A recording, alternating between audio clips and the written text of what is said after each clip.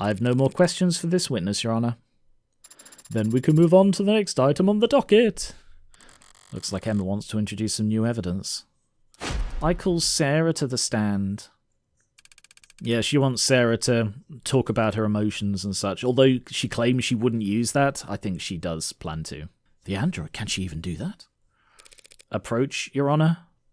Oh, you're approaching me? I believe it's me they wanted to speak with. I didn't even get to finish my line. Now then, what the hell are you doing, Rockford? You took the words right out of my mouth. I have questions for the android. This seems the best way to get answers. You can't call an android as a witness. It's not a person. There's plenty of precedence for it. Ads provide testimony all the time. Not when they're on trial.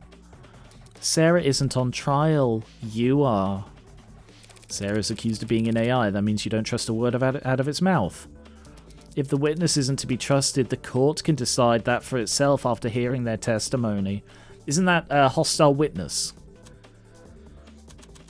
Why the ambush? Why did you list this as entering evidence, D.A. Rockford? Only people can be witnesses, Your Honor, and ads don't have legal personhood. Evidence seemed like the best words descriptor. You know, I can't make an android swear an oath. Rockford is just trying to spoil your opinion, Your Honor. The more this court treats Sarah like a person, the more that you'll see her as human, and the weaker my case becomes in your eyes. Nice try, Counselor, but we don't have time to worry about my impartiality. You're free to call for a mistrial if you want, but the state will have turned Sarah into slag before you even finish signing your motion. Rockford's calling a witness that is blatantly hostile to her case. If the witness is hostile, so be it. It did kill a man after all. Allegedly. What about the right to avoid self-incrimination? Who's the one treating Sarah like a person now? Androids don't have rights. Damn it, the android will take the stand. Your Honor, I've made my decision. And if Sarah refuses to take the stand, you're going to charge her with contempt of court? If the machine won't talk, you'll make every effort as its owner to ensure that it does. And if it disobeys you, then we'll have our answer about its sentience right then and there. Yes, Your Honor. Shit. What's going on? The DA is going to question you on the stand. What? But I shouldn't... Listen to me. You don't have a choice right now. This is happening. Tell the truth, but be concise. The more robotic, the better. Yes or no's only, if you can. Would using affirmative and negative be laying it on too thick? But Donne, if I make a mistake, all these people, they want to destroy me. If you make a mistake, your lawyer will just have to cover for you. Understand? Yes. You are the android identified as Sarah, correct? Yeah. Affirmative. Do you deny that this camera footage shows you handling the poisoned cup? Objection, it remains to be seen whether the cup itself was definitively poisoned. Yes. Sarah, do you deny handing that cup to David Asher? Negative.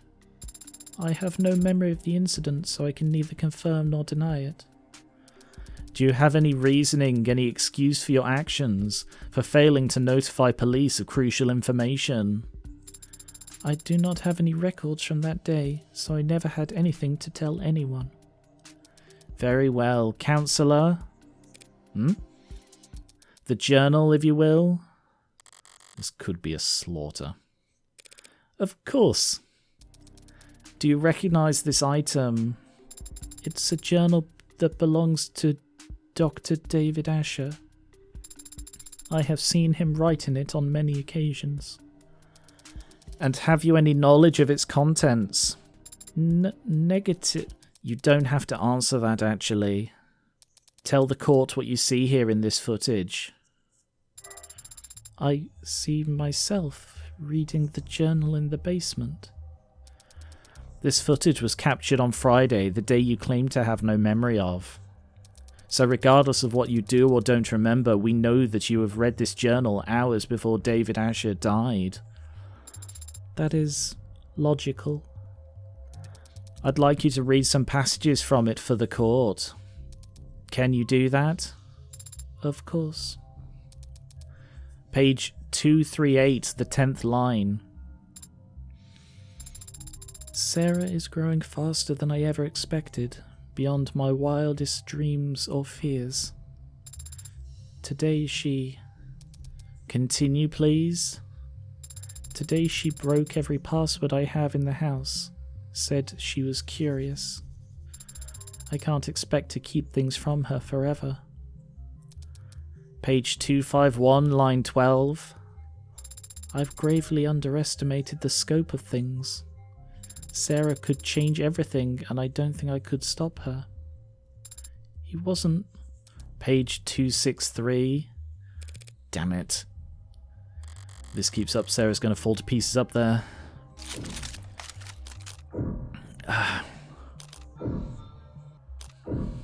I don't think I can. I think she's trying to bait me. And she's trying to bait Sarah. I have to trust Sarah. I have to trust Sarah. I don't have a leg to stand on here, and Sarah doesn't have a shred of legal protection to speak of. I have to just let this play out. Page 263, I said. I think Sarah was angry today. When I came back from work, she had ripped a Zin alloy plate in half. She said she was testing her strength, but the cameras... That was... Page 267. Sarah scared me today. If she starts bawling on the stand, it's all over. Your Honour, I fail to see the value in continuing this line of questioning. Dr. Asher was wary of a highly experimental android he was building, as any good scientist would be. That's been established. Do the people have a counter-argument? I have just one last question if it pleases the court. Let's hear it. This footage was captured in the basement on Friday at about 5:30 p.m. Tell the court what you see. I see myself standing where I was when I read the journal. I'm speaking to someone who's off camera and I appear agitated and I stomp my foot. Right, that's how we get the crack. It's sort of irritating me that I wasn't told that. Considering the crack on the floor was a big mystery early on, I really feel Morgan should have acknowledged that sooner. And what happens to the floor after you stomp your foot? A large crack is made in the vulcanized polymer, and I walk off camera towards whomever I had been speaking to. Speaking or shouting? Asked and answered. Not really, but I'll withdraw the comment nonetheless. Your witness, counsellor, or evidence if you prefer. Damn, I knew she would cherry-pick all the worst passages from the journal, but still... If Barrows wasn't wavering before, should I try to have Sarah read the mushy parts? No, the waterworks would start only after a few lines. Emma went to all that trouble to show how emotionally developed Sarah is. Proving that she loved David like a father would be playing right into her hand. What'd you say, counsellor? Got some burning cues for the android to answer? Yes, Your Honour, just one moment. Emma went for emotion and the impact was devastating, so all I can do is focus on the facts. So let's flip this around. Say Sarah absolutely didn't poison David. If that's the case, why did she call him back on his way out of the basement? Wait, that's... I'd actually like you to read from the journal again, Sarah. You would? From where? From the section that explains what you were actually trying to do that night. The section of his journal detailing his early career. His early career, because that's reminding him he was forgetful. I think that might be the argument she's going for. He was forgetful, so she reminded him about the cups as part of the tradition. Look around the early section. There should be an entry talking about an early victory at Noble. Relevance. The people will see in just one moment that this story is the key to the entire case. And this is also how we get onto Young. Got approval from overseas. Have to make pitch again this week, Young says. Brought me a stack of plastic cups. Did I know that? Did I know she gave him the cups? Here's to a bright future together. And then on this next page, another victory from the young and the sleepless. Helen convinced the president of Futures over lunch that my code should be the basis for Animate 13's conversational tracking. She insisted on toasting, the same crappy booze and the same cheap cups. Wants to make a tradition. Plastic cups and liquor. A ritual between Helen Young and David Asher, who were about to have a drink together Friday night. Something you want to say, Counsellor? Let's put all our cards on the table, shall we? You want to compare theories? If you'd rather I end this now, I'd be happy to oblige. Here's what we know. Sarah read that journal and discovered what she was. It infuriated her and she wanted revenge for being kept under her maker's thumb. That very night she got her chance when Dr. Asher came down looking for a drink. So like the clever little helper she is, she offered him a cup to drink out of. We're completely in agreement on all that. So you also agree that the cup was poisoned? And that Sarah's responsible for his death? Not quite. It's not a bad explanation, Miss Rockford, but it is terribly complex. There's a much simpler reasoning for why Sarah did what she did.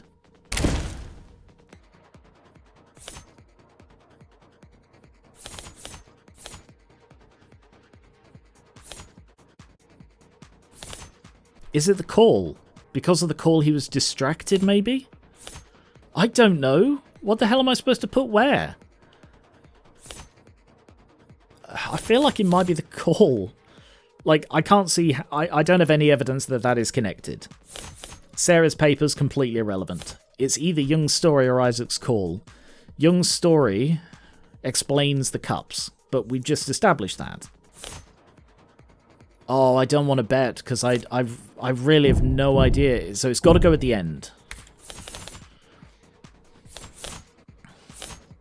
In which case, it can't be Isaac's call, because that would happen here, wouldn't it? Used to be close, would drink together. It's got to be the story. Do I bet? I'm not confident about this. I'm keeping with the minimum. The story from the journal? You're saying Sarah wasn't planning anything. She was just being considerate. Yeah, so that's what I thought it was, but I wasn't certain Young's story was the answer. That's so sweet. But I don't follow it, like, at all. It's actually quite simple. Sarah's not an AI. She only threw a tantrum that day because she found out she was being spied on. A realistic reaction for an android designed to be realistic. David Asher set her memory to be cleared himself because he wanted to preserve the experiment he was running. Oh, that actually kind of makes sense. Sarah didn't hatch a plan to poison him using an obscure chemical acquired from the lab, and she didn't subtly manipulate David into drinking from only one of the two cups. Because the android read the whole journal that day, meaning she also read how David and Young used to celebrate. So when she saw David was leaving the basement without the nostalgic cups, she called him back to hand them to him. Simple, right? Simple enough for me, but not nearly good enough for me. Oh, that is a really cool shot. What's more likely, Miss Rockford? That a well-made, clever android proposed a sentimental addition for two friends' evening? Or that a homegrown AI with groundbreaking physical and digital abilities concocted a complicated poisoning scheme? Just to kill an unimposing man, all on camera, mind you, before voluntarily submitting to a memory wipe. People make all kinds of stupid mistakes when they commit crimes, Counselor. We shouldn't expect an AI to act much differently. Is it stupid or dangerous? Can't have it both ways, Your Honor. We can if it's ignorant of its power and still immature. Also, there are a great many stupid, dangerous people in the world. One would argue there is an immense amount of overlap. A deadly trait to have in an AI that's capable of anything. Shall we see what Sarah's capable of then, Your Honor? What? You can't be... Your Honor, that's... The people open the door. True, and I can't resist open doors. Let's do it. What are you even...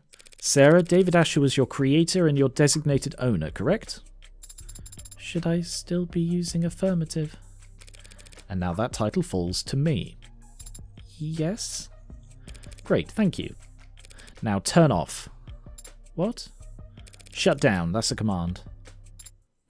Oh god, she's so adorable. Oh my god, she's so cute. Oh. Power on. What are you? Off. On. Adone, I don't... Off. That right there, ladies and gentlemen, is what this fearsome machine menace is capable of. I can put it to sleep with one word. How could David Asher ever be threatened by it? Scary, scary good logic. You've made your point, Counselor. Let's move it along. I've no further questions for the machine, Your Honor. Okay, so that's not how... I mean, that's how we began to lay the groundwork for Young, but very, very barely. Thank you. For flipping you off and on. Can't imagine that was comfortable. It wasn't. But I wasn't referring to that. Since yesterday I've been searching for an answer as to why I appeared on that camera. Oh, sorry, it's just hit me. Like, I know it was literally just said, but because I wanted to keep the momentum of that high, tense moment, but also I got sort of wrapped up in it. The only reason she appeared on that camera is because she's so nice. And it's just, oh, Sarah. I know I would never hurt Father, but you helped me prove that to myself just now. Adone? Pardon me, I need focus. Ooh. Oh.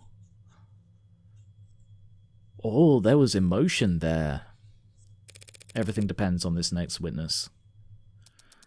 The people call Helen Young to the stand. I think at this point Morgan is convinced that Young did it. Helen Young, Vice President of Android Futures at Noble Electronics Eastern Division. Miss Young, you were there the night David Asher died, and you were on camera the entire time. That's correct. No, it isn't. Off camera in the kitchen. So what did you see that night? No, sorry. I had a brief momentary thought, because we've still not seen the one image they have from the kitchen, which is when she used the call button, or went past it, I think. No, I think it was when she used the call button. And I briefly thought, oh, will the image show that she was throwing up in the sink? No, I don't think it will, because it would have been when she used the call button and not, you know, not immediately after or whatever. I arrived at 7:30 p.m, as you know. David and I talked in the parlour, and then he left to retrieve some refreshments for us. After drinking together for a short while, he fell ill. I contacted emergency services, and I'm sure you're all tired of hearing the same details over and over by now. The same details over and over. I'm going to hold up anymore, Madam Veep. Still unclear to me whether Young's more concerned with protecting herself or the Almighty Company, but it'll clear up real fast if I can turn the pressure upon her here and now. Journal. Arbitration. Young's story.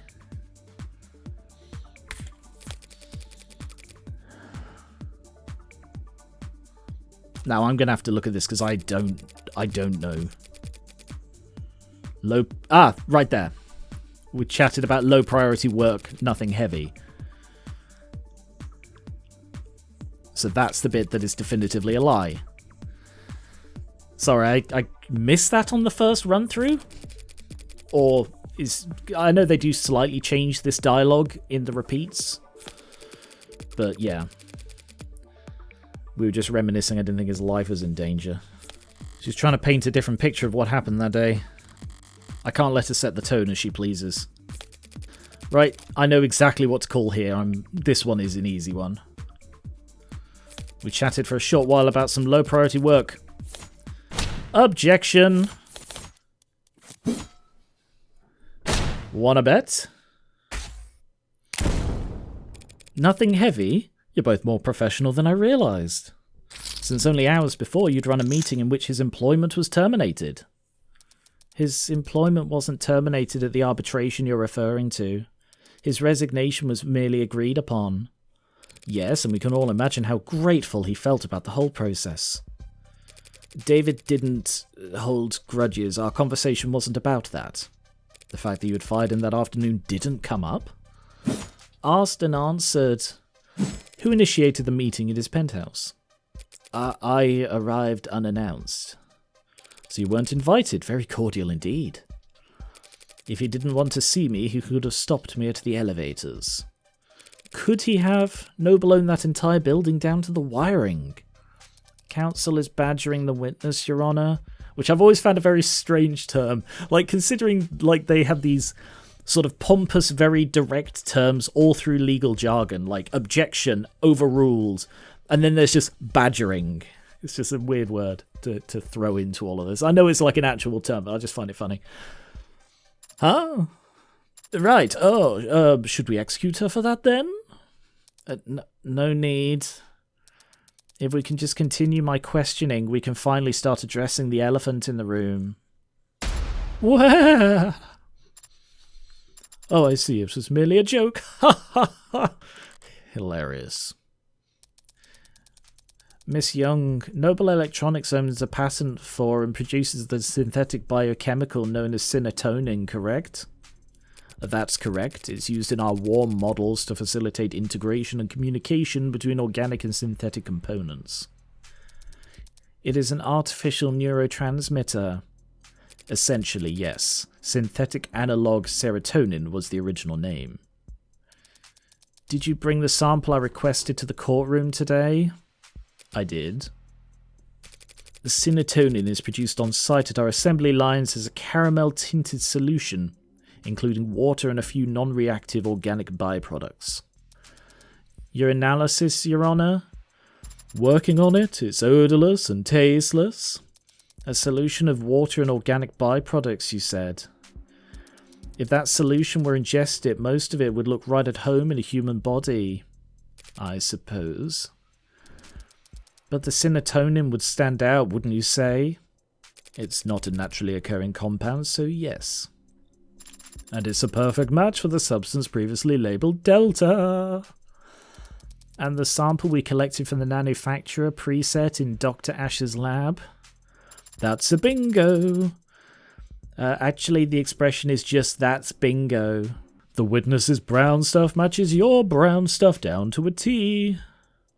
In light of this evidence and the witness's testimony, I motion that the court formally recognise that Dr. Ash's cause of death was synetonin poisoning. I don't object, Your Honour. But I'm afraid that I must. Excuse me? Synetonin may very well have been in his body when he died, but synetonin didn't kill Dr. Asher. What? The hell is she up to? It couldn't have. It couldn't kill anybody. What? Because it's non-toxic, of course. We designed it to affect androids, not people. Hold on, you're now claiming that Dr. Asher died of what? Natural causes? I can't say what he died of, I'm not a medical expert. But I can easily prove that synetonin is harmless. How could you... Ha! Yeah. Like so. Huh. Didn't see that one coming.